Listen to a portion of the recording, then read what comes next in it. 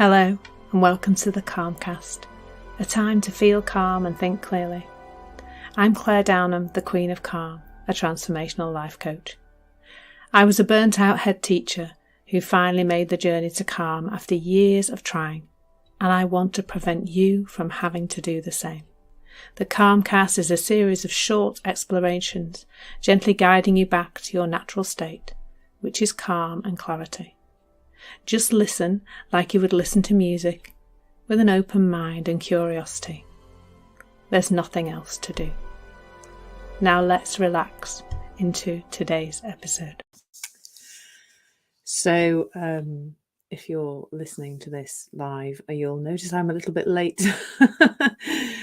So I had a bit of a sleep in this morning because spontaneously I ended up going out last night. I'm going to tell you the story really because I wanted to talk about spontaneity this morning, kind of because of how my day panned out yesterday, but also because it's something that I love. I am quite a spontaneous person, but I have an interesting relationship with it.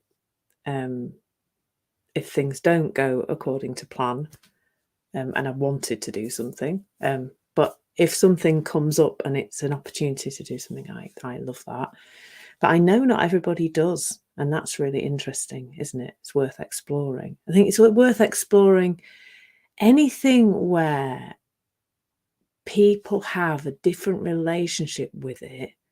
Like some people love it and some people hate it. What a wonderful way to see the principles that I share in action. Because if spontaneity were the problem, everybody would have the same relationship with it. Everybody would be either love it or hate it. And there's a spectrum, isn't there, of relationships with it. Anyway, onto the story. So yesterday I went to a physical networking event in Leeds. How wonderful and exciting it is to do that these days. And the focus was, it was kind of arranged because of the Rugby League World Cup, which is being played in the north of England at the moment. I believe it should have happened last year because the hashtags are all to do with 2021 and it's 2022. So I'm guessing Corona curtailed it last year. So so the event was focused around the Rugby League World Cup, and it was a really great networking event organised by Virgin Money. Other banks are available in Leeds, and the focus was around community and mental health and supporting. So we heard from the Rugby League Foundation and the Leeds Rhinos Foundation, and Rugby League Cares about all the work they're doing in the community, and it was great. And that's not the spontaneous bit. It was just a great event. Loved the speakers and everything. And then at the end of the event, a lady was walking around with tickets for the evening's ladies rugby matches, 2 matches, Canada versus Brazil and England versus Papua New Guinea. And I thought, well, I'll take a couple of tickets. But in the back of my mind, I didn't have my diary in my head. But in the back of my mind, I thought, I have got a meeting later today, haven't I? I wonder if I could ask the ladies to rearrange or something, because this is something so exciting. My fiancé is a rugby union fan. This is rugby league. So I wondered how he would respond to it as well. Anyway, I took the tickets with it in the back of my mind. This lady had arranged a meeting, and then I went to get a lift home with Bruce, my other half. And I mean, this is just like, I love the way the universe just works sometimes. It works quite a lot when you really notice it. It works like this. And that was by the time I got to the car, the woman, this is, 10, 15 minutes later, the woman who had booked the one-to-one had rearranged it.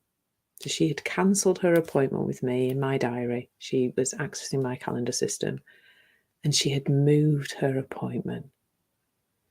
And I was just like, wow, that is just amazing. Absolutely amazing. Anyway, so then I proposed the trip to Bruce. Now, Bruce does not have the same relationship with spontaneity as me.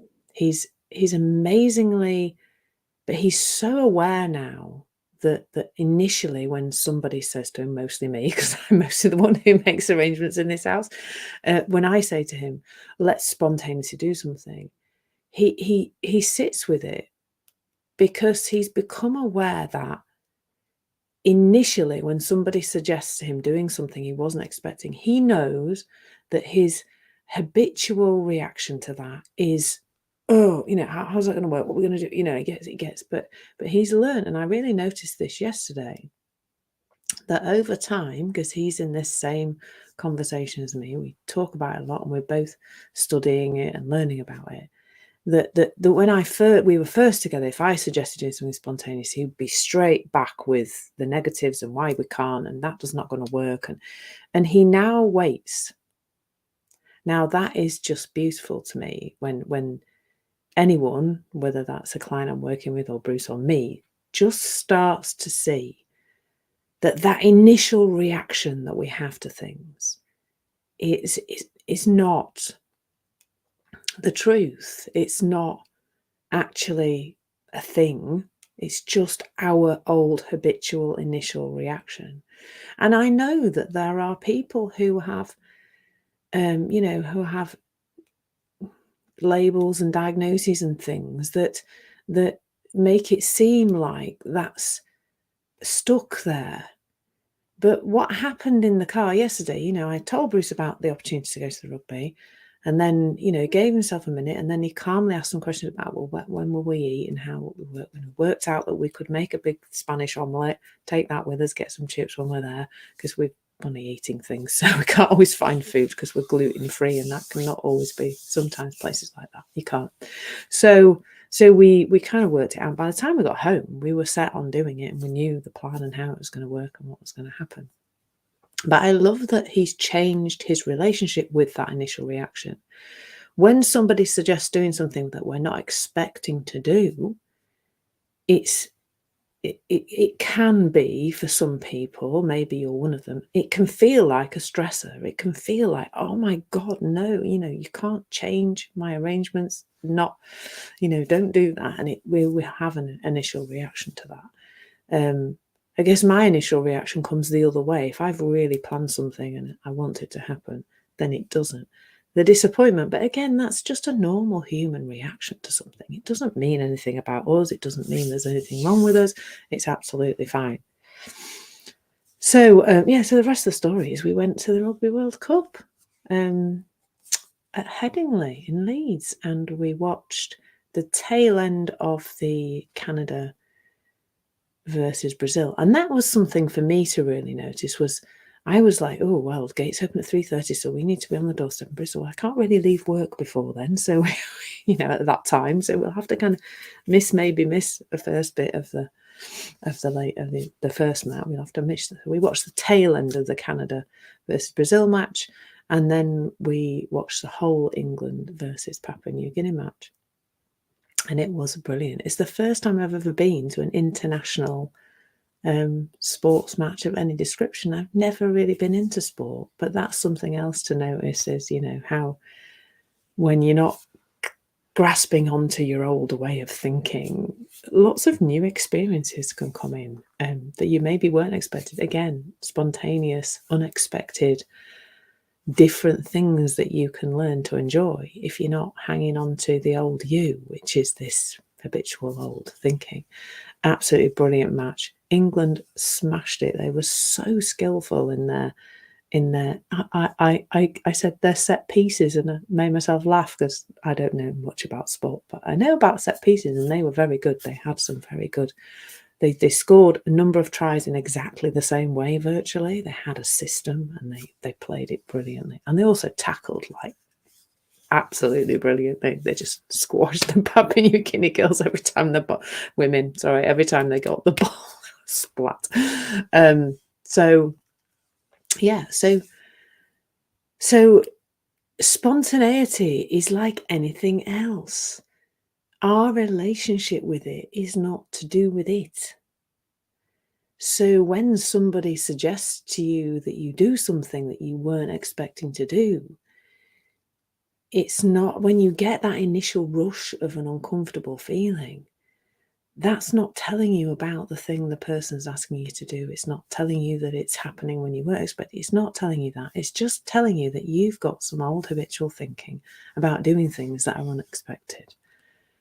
And it's okay.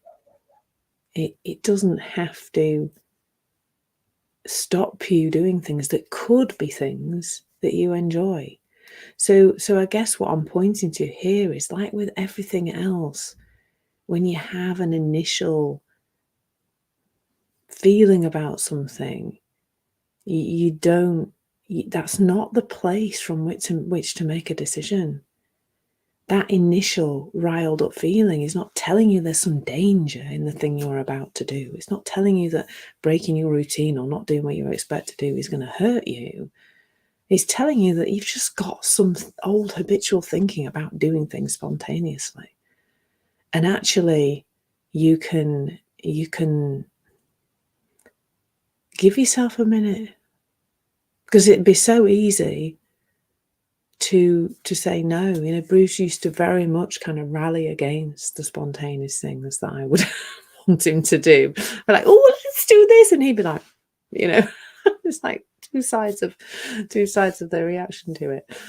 But I just love how he's changed that. How he just is aware now that initial feeling is just an initial feeling. It's got nothing to do with reality. So there's something there about everything that spontaneity is helping us to explore. It's not the thing, it's your thinking about the thing. It's just life. So give yourself a minute. If you're finding yourself reacting to something quite quickly, I mean, that's the other thing to spot. If your reaction's like that, if it's fast, it's generally off.